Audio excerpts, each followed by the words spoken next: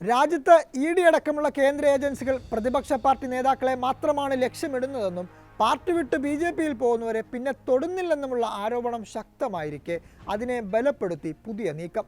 ED. Notice അയച്ചതിന് പിന്നാലെ പ്രമുഖ model കോൺഗ്രസിൽ നിന്ന് രാജിവെച്ചു. ഉത്തരാഖണ്ഡ് മന്ത്രി ഹരക് സിംഗ് റാവത്തിന്റെ മരുമകളായ അനുകൃതി ഗോസായി റാവത്താണ് പാർട്ടി വിട്ടത്. മോഡലിനും ഭർത്തൃപിതാവിനുമെതിരെ ഇ.ഡി. അന്വേഷണം പ്രഖ്യാപിച്ചതിന് പിന്നാലെയാണ് പാർട്ടി വിട്ടത്. അനുകൃതി ബി.ജെ.പിയിൽ ചേരുമെന്നാണ് റിപ്പോർട്ടുകൾ. 2022 നിയമസഭാ തെരഞ്ഞെടുപ്പിൽ ലാൻസോണിൽ നിന്നുള്ള കോൺഗ്രസ് സ്ഥാനാർത്ഥിയായിരുന്നു ഇവർ. 29-കാരിയായ Anukreethy 2017 Femina Miss India Grand International ജേത്രിയാണ്.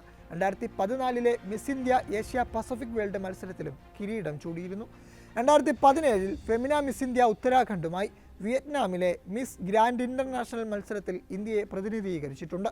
Corbett tiger റിസർവിൽ നടന്ന മരം മുറിയുമായി ബന്ധപ്പെട്ട് ഇ.ഡി. അന്വേഷണം വന്നതോടെയാണ് ഇവർ കോൺഗ്രസ് വിടാൻ തീരുമാനിച്ചത്. കേസുമായി ബന്ധപ്പെട്ട് ഫെബ്രുവരി 7 ഇവരുടെ സ്ഥാപനങ്ങളിൽ ഇ.ഡി. റെയ്ഡ് നടത്തുകയും ചോദ്യം ചെയ്യലിന് ഹാജരാവണമെന്ന് ആവശ്യപ്പെടുകയും ചെയ്തിരുന്നു. ഇതിന് പിന്നാലെയാണ് രാജി.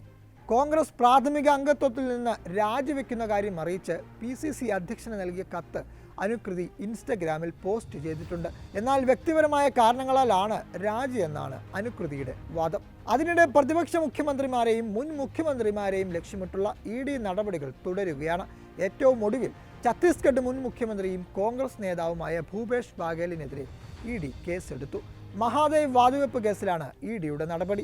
6000 കോടി രൂപയുടെ അഴിമതിയിൽ ബാഘേലിന് പങ്കുണ്ടെന്നാണ് ഇ.ഡി. ആരോപണം. ബാഘേൽ ഉൾപ്പെടെ 14 പേർക്കെതിരെയാണ് ഇ.ഡി. കേസെടുത്തത്. ഈ കേസിൽ ഇതുവരെ 9 പേരെ അറസ്റ്റ് ചെയ്തിട്ടുണ്ട്.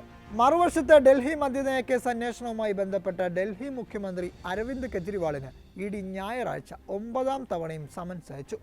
മാർച്ച് 21 ഹാജരാവണമെന്നാണ് നിർദ്ദേശം. ഇ.ഡി. നേരത്തെ പുറപ്പെടുവിച്ച 8 സമൻസുകൾ കെജ്രിവാൾ സ്വീകരിച്ചിരുന്നില്ല. ഇത്തവണയും ഹാജരാവില്ലെന്നാണ് കെജ്രിവാളിന്റെ നിലപാട്. പ്രതിപക്ഷത്തെ ലക്ഷ്യമിട്ടുള്ള നടപടികൾ തുടരവെ ഇ.ഡിയെ പ്രശംസിച്ച് പ്രധാനമന്ത്രി നരേന്ദ്രമോദി രംഗത്തെത്തുകയും ചെയ്തു. കഴിഞ്ഞ 10 വർഷം കൊണ്ട് ഇ.ഡി. 4700 കേസുകൾ രജിസ്റ്റർ ചെയ്തു. 2014 വരെ 5000 കോടി രൂപയുടെ സ്വത്തുക്കളാണ് ഇ.ഡി. കണ്ടുകെട്ടിയതെങ്കിൽ കഴിഞ്ഞ 10 വർഷം കൊണ്ട് അത് 1 ലക്ഷം കോടി രൂപയിലേറെ മൂല്യമുള്ള സ്വത്തുക്കളായി വർദ്ധിച്ചെന്നും മോദി പറഞ്ഞു.